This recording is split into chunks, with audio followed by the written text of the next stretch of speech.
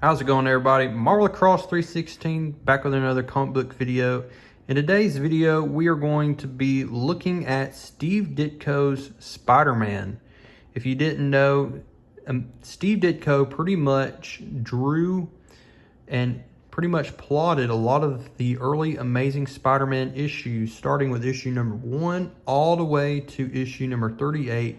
This is issue number 32. This is one of the early Amazing Spider-Man books in my collection. I don't have too many Steve Ditko Amazing Spider-Man books. I'm planning to buy some more in the future. They are pretty pricey, especially since he was responsible for creating some of Spider-Man's greatest villains. But in this issue particular, and in issue number 33, this is by far the greatest story that Steve Ditko and Stan Lee ever told for Spider-Man during Steve Ditko's career on Amazing Spider-Man. If you had any of Steve Ditko's issues, this is what I would recommend you read, in particular because it's just a classic.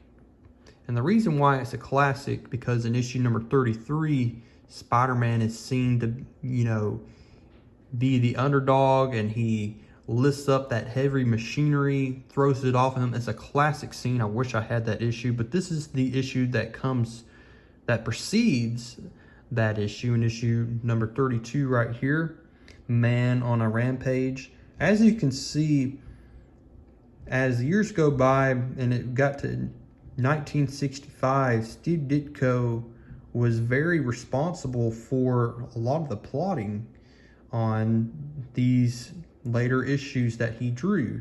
And the reason for that is because Stan Lee trusted Steve Ditko.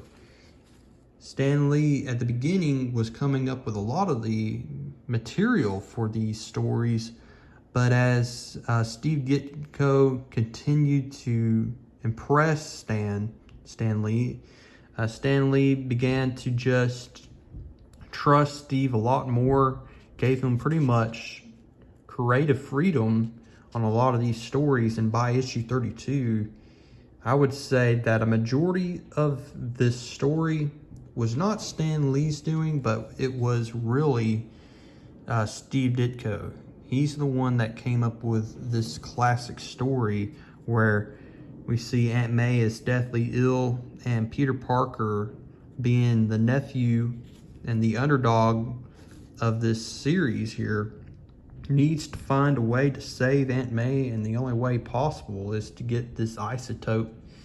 You can see classic ads here. This is a beautiful book that's been in my collection for a number of years. One thing to notice about Steve Ditko's artwork, it's a lot different than any other artist, and that's the way that he drew Peter Parker. Peter Parker was always intended to be a frail young teenager, a dorky kind of person, and you can see that he always gave Peter Parker like a vest where he made Peter Parker skinny. Peter Parker at this point was in high school, and so that was the original idea of creating Spider-Man in the first place. Stan Lee wanted to have an artist create Spider-Man and give him the look of a frail teenager, an underdog. And that's what has been appealing to this character ever since he was created. This is also the second appearance of Dr. Kirk Connors. And I'm just going to go very slowly here. And this video is basically letting y'all have a first-hand look at Steve Ditko's work. I would say he is definitely one of the best Spider-Man artists that has ever had the privilege of drawing Spider-Man. If it wasn't for Steve Ditko, we wouldn't really know what Spider-Man would look like. He was the one that created the image of Spider-Man. Stan Lee had the idea of what he wanted Spider-Man to look like, but ultimately we have Steve Ditko to thank for the look of Spider-Man.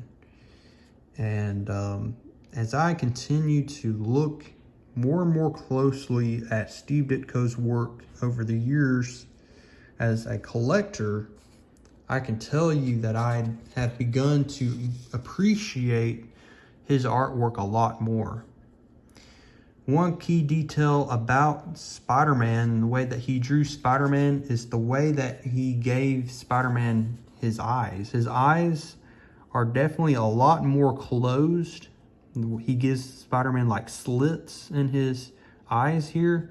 So that's one key characteristic of a Steve Ditko Spider-Man, is the way that he drew Spider-Man's mask. And another detail about Spider-Man is that he made him a lot less muscular and more skinny. That was a big characteristic of Steve Ditko's Spider-Man. Now, Stan Lee had a lot to do with the wording. He edited a lot of the language, and he filled in pretty much the thought bubbles. So that was a lot of his work in contributing to these early issues of Spider-Man.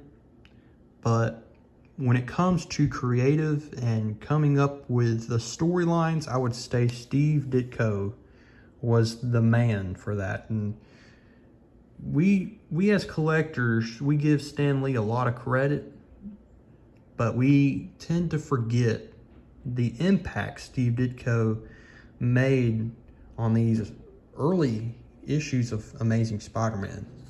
Without his contribution, I don't think Spider-Man would have been as popular as it could have been.